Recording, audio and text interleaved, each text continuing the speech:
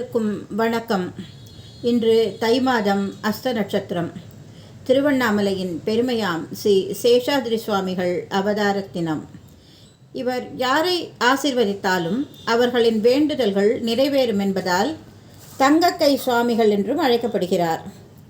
இப்பதிவில் ஸ்ரீ பரணிதரன் அவர்களின் அன்பே அருளே என்ற புத்தகத்திலிருந்து ஒரு சுவாரஸ்யமான நிகழ்வு.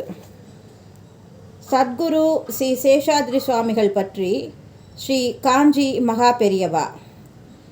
இதை குரல் பதிவில் ஸ்ரீ கணேஷ் பார்த்தசாரதி அவர்கள் நம் சேனலுக்காக வழங்கியுள்ளார். அனைவரும் இப்பதிவை கேட்போம், அந்த மகானின் பெருமையை அறிவோம். ஜய ஜய ஜய ஜய காமாட்சி, ஜய ஜய ஜய ஜய காமகோடி, ஜய ஜய ஜய ஜய சேஷாத்ரி. நன்றி, வணக்கம். ஓம் ஸ்ரீ குருப்யோ நமஹ. தென்னாருடைய பெரியவா போற்றி, என் நாட்டவக்கும் இறைவா போற்றி. சர்வஜா சர்வவியாபி பெரியவா சரணம். மாயப்பிறப்பருக்கும் மகா பெரியவாடி போற்றி. சத்குரு ஸ்ரீ சேஷாத்ரி சுவாமி மகாராஜ் கி ஜெய். இன்று தை மாத ஹஸ்த நட்சத்திரம், சத்குரு ஸ்ரீ சேஷாத்ரி சுவாமிகளின் அவதார தினம், ஜெயந்தி தினம், திருநக்ஷத்திர தினம்.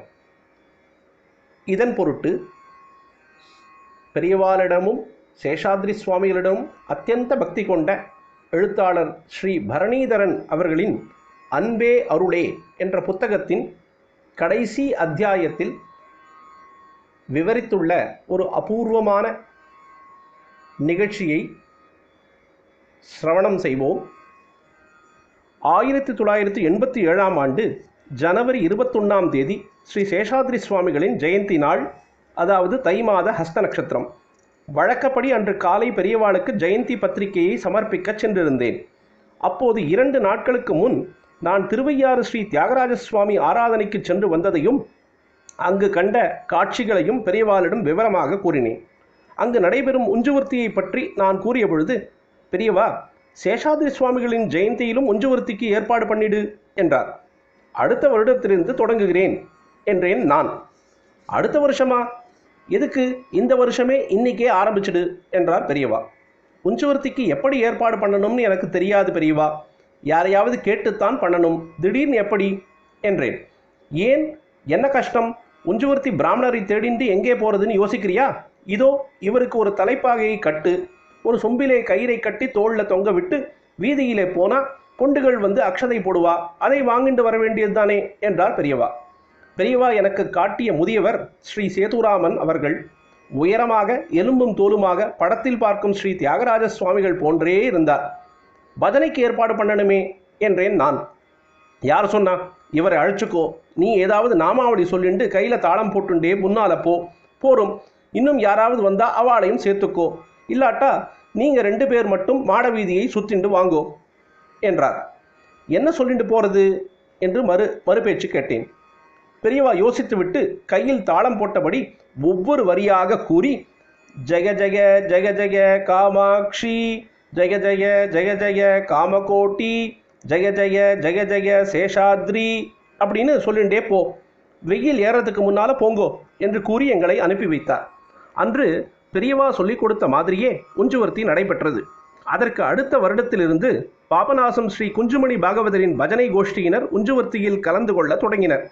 அவர்கள் பின்னால் நாமசங்கீர்த்தனம் செய்து கொண்டு வர, நாங்கள் 5-6 பேர் முன்னால் பெரியவாள் உபதேசித்த ஜெய ஜெய ஜெய ஜெய காமாட்சி, ஜெய ஜெய ஜெய ஜெய காமகோட்டி, ஜெய ஜெய ஜெய ஜெய சேஷாத்ரி என்ற நாமாவளி மந்திரத்தை சொல்லிக்கொண்டு போவோம். அவ்வப்போது பஜனை கோஷ்டியினரும் இந்த நாமாவளிக்கு சங்கீத மெருகேற்றி உள்ளம் உருக இசைப்பார்கள். என் நண்பரும் நானும் சுவாமிகளின் இல்லத்தை பதிவு செய்யும் விஷயமாக ஒரு நாள் பெரியவாரிடம் பேசிக்கொண்டிருந்தோம். நண்பர் பெயர் சேஷாத்ரி. அப்போது பெரியவா சிரித்து கொண்டே, அன்னைக்கு ஒரு நாள் பேசிட்டு இருந்தோமே, மொத்தம் எத்தனை சேஷாத்ரிகள் என்று கேட்டார். நாங்கள் மனக்கணக்கு போட்டு கொண்டிருந்த பொழுதே, மொத்தம் 5ஆ 4ஆ என்று கேட்டார். நாங்கள் 4 என்று சொன்னோம். பெரியவா 5 என்று சொல்லிவிட்டு விரல் விட்டு எண்ணத் தொடங்கினார். முதல்ல சேஷாத்ரி சுவாமிகள், பிறகு நண்பரை காட்டி இவன் ஒரு சேஷாத்ரி, டாக்குமெண்ட் எல்லாம் சரி பார்த்தாரே வக்கீல், அவர் ஒரு சேஷாத்ரி. ரெஜிஸ்டர் ஆஃபீஸ் கிளார்க் ஒரு சேஷாத்ரி.